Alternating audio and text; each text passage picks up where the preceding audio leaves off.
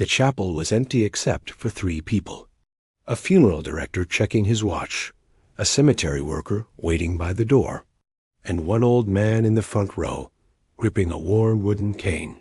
James Mitchell's casket sat surrounded by exactly 2 flowers. Arrangements both purchased by the funeral home to avoid complete embarrassment. 68 years old, Army veteran. No family left. No friends who remembered to come. Hey everyone, welcome back to our channel where we share real stories that matter. If you're new here, make sure to hit that subscribe button. These stories need to be heard. And before we continue, I want you to write in the comments, how old are you and what city are you from? Your engagement helps us reach more people. With these important stories, the service was supposed to last 15 minutes, just long enough to satisfy legal requirements. Nothing more. Nobody expected what happened next. The old man in the front row was Harold Peterson, 74 years old. His arthritis made every movement painful, but he'd driven 3 hours to get here. He was the only person in America who knew the truth about James Mitchell. They'd served together in Vietnam. Different units, but they'd crossed paths during the worst week of Harold's life. "We are gathered here today," began the funeral director, his voice echoing in the nearly empty space, "to honor the life of James Ronald Mitchell." The ceremony proceeded with mechanical precision. No personal stories, no memories shared. Just standard funeral home phrases that could apply to anyone. Harold listened to the hollow words and felt his anger building. This wasn't right. This wasn't how Jimmy deserved to be remembered. Behind them, City Councilman Robert Hayes slipped in quietly. He wasn't there to pay respects. He was there because someone had complained about homeless veterans gathering near the cemetery. Hayes planned to use this as an opportunity to photograph the vagrancy problem for his next newsletter. "James served his country with honor," droned the funeral director, clearly reading from a generic script. Harold's grip tightened on his cane. He remembered Jimmy differently. Remembered the night that changed everything. It was 1971. Harold's unit had been pinned down for 6 hours. Enemy fire from 3 directions. No way out. 2 men already dead, 3 wounded. Their radio operator was hit. No communication with base. They were going to die there. That's when Jimmy appeared. Harold never understood how Jimmy had gotten through the enemy lines. Never understood how one man could move that quietly, that efficiently. But Jimmy had crawled through 200 yards of hostile territory to reach them. "We need to wrap this up," Hayes whispered to the funeral director, checking his phone. "I have another appointment." The funeral director nodded and began closing the ceremony. "We commit James Mitchell to his final rest, knowing that he served his country and wait." Harold's voice cracked like a whip through the chapel. He was struggling to stand, using his cane for support. The arthritis in his knees felt like broken glass, but he forced himself upright. "You don't know what you're talking about?" Hayes looked annoyed. "Sir, please sit down." "We need to." "No." Harold's voice was stronger now. "You're going to listen." The funeral director stepped forward. "Mr. Peterson, I understand you're upset, but Jimmy saved 7 lives that night." Harold was fully standing now, his voice carrying to every corner of the empty chapel. 7 young men who went home to their families because of him. Hayes sighed loudly. "Look, I'm sure this veteran had a distinguished service record, but we really need to—" "Distinguished?" Harold turned to face Hayes, his eyes blazing. "You think you know what distinguished service looks like, Councilman?" Hayes's face flushed. He recognized Harold now, the old man who'd been pestering city council meetings about veteran housing issues. "These old soldiers," Hayes muttered, just loud enough for everyone to hear. "Dying is about all they're good for anymore." The words hung in the air like a physical slap. Harold stared at Hayes for a long moment. Then he began walking toward the front of the chapel. Each step sent pain shooting through his joints, but he didn't stop. He reached the podium and gripped it with both hands. "Jimmy crawled through enemy fire to save us," Harold said, his voice now filling the entire space. "He carried 2 wounded men on his back, made 3 trips through that kill zone." Hit that like button if this story has got you hooked, because what Harold said next changed everything. The funeral director started to interrupt, but Harold's voice rose above him. On his 3rd trip back, Jimmy took shrapnel in his shoulder and leg, but he kept going, got all 7 of us to safety. Harold's voice was growing stronger with each word. The pain in his body seemed to fade as the memories became more vivid. They wanted to give him a medal. Jimmy refused it, said he was just doing his job. Hayes was shifting uncomfortably, clearly wanting to leave, but not sure how to interrupt. After the war, Jimmy came home to nothing. No parade, no welcome. Just a country that wanted to forget what we'd done over there. Harold paused, looking directly at Hayes. He spent 40 years working construction, never asked for anything special, never complained, just worked hard and paid his taxes and minded his own business. The chapel was completely silent now, except for Harold's voice. And when he got sick, when the VA couldn't help him anymore, he ended up on the streets, sleeping under bridges, eating from dumpsters. Harold's voice broke slightly. This man who saved 7 lives died alone in a hospital bed. No family, no friends, nobody who remembered. The silence stretched out. Hayes looked uncomfortable, but didn't speak. Then Harold did something nobody expected. Harold reached into his jacket and pulled out his phone. His arthritic fingers struggled with the device, but he managed to open the camera function. "What are you doing?" Hayes demanded. "Making sure people remember," Harold replied, propping the phone against the podium. He pressed record. "My name is Harold Peterson," he said to the camera. "I'm here at the funeral of Jimmy Mitchell, and I want to tell you about the man this country forgot." Hayes moved toward him. "You can't record in here without permission. Watch me." Harold's transformation was remarkable. The frail old man who'd struggled to stand was now radiating a quiet authority that filled the room. "Jimmy Mitchell saved my life in Vietnam in 1971, Harold continued, speaking directly to the camera. "He saved 6 other lives that same night. And yesterday he died alone in a county hospital because nobody remembered what he did for us." The funeral director looked confused, unsure whether to stop the recording or let it continue. "This is inappropriate," Hayes protested. "We need to maintain dignity." "Dignity?" Harold's voice rose. "Where was Jimmy's dignity when he was sleeping under the Main Street Bridge last winter?" Harold turned back to the camera. "Let me tell you exactly what Jimmy did that night in 1971. For the next 10 minutes, Harold recounted the story in vivid detail. The ambush, the casualties, Jimmy's impossible rescue mission, the way he'd carried grown men through enemy fire like they weighed nothing. He moved like a ghost, Harold said, his voice hypnotic. Silent, efficient, deadly when he needed to be, gentle when he was helping the wounded. Hayes tried to interrupt several times, but Harold ignored him completely. After Jimmy got us to safety, the medics worked on him for 3 hours. He'd lost so much blood they thought he might not make it. But while they were stitching him up, you know what he was worried about? Harold paused for effect. He wanted to make sure our families got word that we were alive. Not his own family, ours. That was Jimmy. The story Harold told was mesmerizing. Even Hayes found himself listening despite his impatience. Harold described how Jimmy had refused the Bronze Star because he said he was just doing what anyone would do. how he'd visited every one of the wounded men in the hospital, how he'd written letters to their families explaining exactly how brave their sons had been. Jimmy never talked about himself, Harold continued.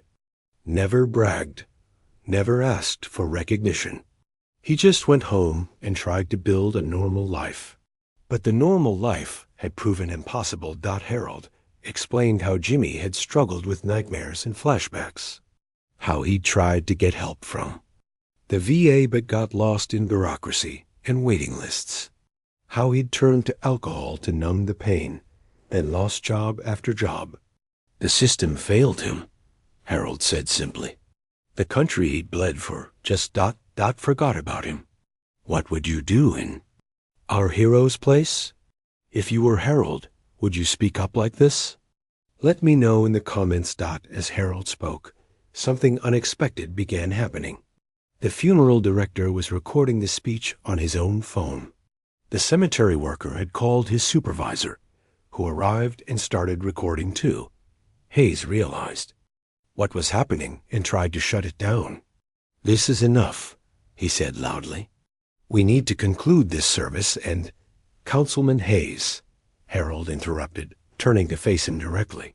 You said dying is all we old soldiers are good for. Any more? Hayes went pale. He'd forgotten about Harold's phone, still recording. I was speaking generally. You were speaking about American veterans, Harold said firmly. Men and women who sacrificed everything for this country. Men like Jimmy Mitchell. Harold turned back to the camera. This is what our elected officials think of us. This is how they talk about the people who served. Hayes was trapped. Leaving now would look terrible, but staying meant more damage to his reputation. Harold continued his story. He talked about Jimmy's construction career, how he'd worked on half the buildings in the downtown area, how he'd trained younger workers and never missed a day despite his war injuries. Jimmy built this city with his own hands, Harold said. And when he got too old and sick to work, the city threw him away. The details were devastating. Harold described visiting Jimmy in the homeless camp under the bridge. The infections from old wounds that wouldn't heal. The way Jimmy would share his food with other veterans who had even less. Right up until the end, he was taking care of other people, Harold said. That was Jimmy. Then Harold revealed something that stunned everyone in the room. 3 months ago, Jimmy saved another life. A young woman was being attacked in the park near the bridge. Jimmy intervened. Took a beating from 3 guys half his age, but he didn't back down. Harold's voice grew emotional. Jimmy ended up in the hospital with broken ribs and a concussion. The woman was safe. The police took a report, but Jimmy never pressed charges. Said he didn't want to make trouble. Hayes looked increasingly uncomfortable as more details emerged about the incident. That woman was Councilman Hayes's daughter, Harold said quietly. The words hit like a thunderbolt. Hayes went white. How did you— Jimmy told me when I visited him in the hospital, Harold said. He recognized her from the newspapers. But he made me promise not to tell anyone. Said he didn't want to embarrass her father. The irony was crushing. Hayes had been dismissing veterans as useless, while one of them had literally saved his daughter's life. Harold turned back to the camera for his final words. This is Jimmy Mitchell, hero, protector, builder, friend, a man who gave everything for his country and asked for nothing in return. He paused. A man who died alone because we forgot. Harold reached over and stopped the recording. The chapel was dead silent. Hayes tried to speak, but couldn't find words. The funeral director was staring at the floor. The cemetery worker was openly crying. Harold saved the video to his phone and looked at Hayes. I'm going to post this online, he said calmly. Unless you have an objection, Councilman. Hayes opened his mouth, then closed it. He was politically savvy enough to recognize a no-win situation. After a long moment, Hayes cleared his throat. Perhaps ... Perhaps we should discuss how the city might better honor Mr. Mitchell's service. It was too little, too late, but Harold nodded anyway. That would be appropriate, he said. The funeral concluded in awkward silence. Hayes left quickly, his phone already ringing with calls from city staff, who'd somehow heard about what happened. Harold uploaded the video that evening to YouTube and Facebook. He titled it simply, "For Jimmy, the hero we forgot." By morning, everything had changed. Harold woke up to his phone buzzing nonstop. Overnight, his video had been shared over 10,000 times. Comments were pouring in from across the country. "This made me cry. Thank you for honoring this hero. Where is Jimmy buried? I want to visit. We need more people like Harold." But the real shock came when Harold arrived at the cemetery at 8 a.m. to place flowers on Jimmy's grave. There were already 12 people there. A young woman in scrubs, apparently a nurse getting off the night shift, was kneeling by the headstone. An elderly couple stood nearby holding a small American flag. A middle-aged man in a suit was taking photos of the grave. "Are you Harold?" the nurse asked, recognizing him from the video. Harold nodded, overwhelmed. "I had to come," she said. "My grandfather was in Vietnam, too." Nobody ever thanked him properly either. More people arrived throughout the morning. By noon, there were nearly 50 visitors. Someone had brought coffee and donuts. Others brought flowers, flags, and military challenge coins to leave on the grave. Subscribe to our channel so you don't miss what happens next. Because this story is far from over. A local TV news crew showed up around 1 p.m. The reporter, a serious young woman named Sarah Martinez, interviewed Harold and several of the visitors. "What brings you here?" she asked the elderly couple. "Our son served in Afghanistan," the woman replied. "We know how hard it is for these young men when they come home. What happened to Jimmy could happen to any of them." The man in the suit turned out to be a veteran himself. Iraq War, 2004. He'd driven 4 hours after seeing the video. "This hit me hard," he told the reporter. "I've got friends who are struggling, and I realized I haven't checked on them in months." But the most surprising visitor was Robert Hayes' daughter, Emma. She arrived quietly around 3 p.m., carrying a large bouquet of white roses. Harold recognized her immediately from newspaper photos. Emma approached Harold carefully. "Mr. Peterson? I'm Emma Hayes. I think we need to talk." They walked away from the crowd for privacy. "I saw your video," Emma said quietly. "I had no idea the man who saved me was Jimmy." Harold studied her face. She looked genuinely shaken. "The police report just said homeless veteran," she continued. "I asked them to find him so I could thank him, but they said he'd disappeared." "He was in the hospital for a week," Harold said gently. Then back to the bridge. Emma started crying. "I should have tried harder. I should have... God, my father's comments yesterday. If I'd known..." Harold handed her his handkerchief. "Jimmy didn't want recognition," Harold said. "He just wanted to help." Emma composed herself and walked to Jimmy's grave. She placed the roses carefully and knelt for several minutes in silence. When she stood up, she was determined. "This can't happen again," she said to Harold. "Not in our city." That evening, Emma confronted her father. Harold wasn't present for that conversation, but the results became clear quickly. The next morning, Councilman Hayes called a press conference, standing at the same podium where he'd announced budget cuts to veteran services just 2 months earlier. Hayes looked genuinely humbled. "Yesterday, I learned that a homeless veteran named James Mitchell saved my daughter's life 3 months ago," he began.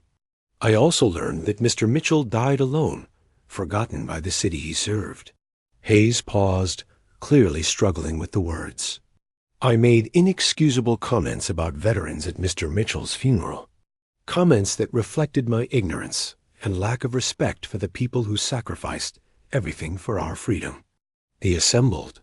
Reporters scribbled notes furiously.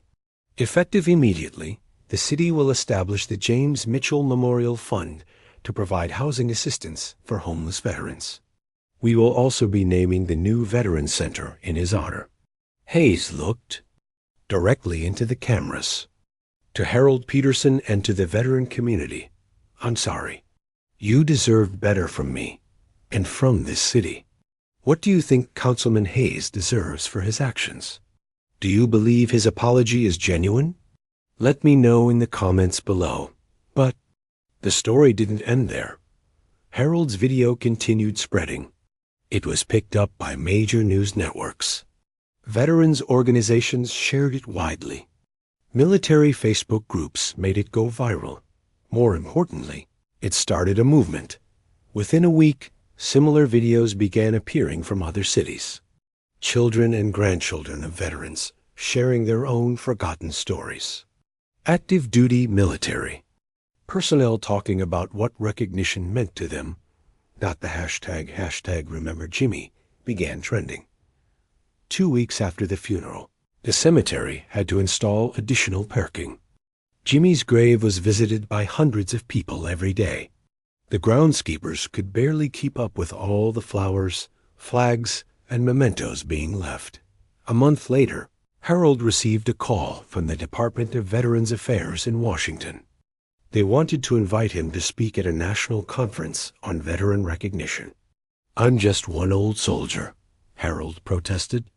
Mr. Peterson, the caller replied, you've done more for veteran awareness in 1 month than most advocacy groups. Do in years.